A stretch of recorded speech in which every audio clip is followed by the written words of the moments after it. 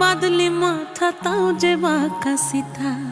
মেদিনীপুরে রায়না চিরন বাঁকুড়ার ওই ফিতা, আর যতন করে বাঁধলি মাথা তাও যে বাঁকা সিথা। পেছ পাড়িয়া রাজকুমার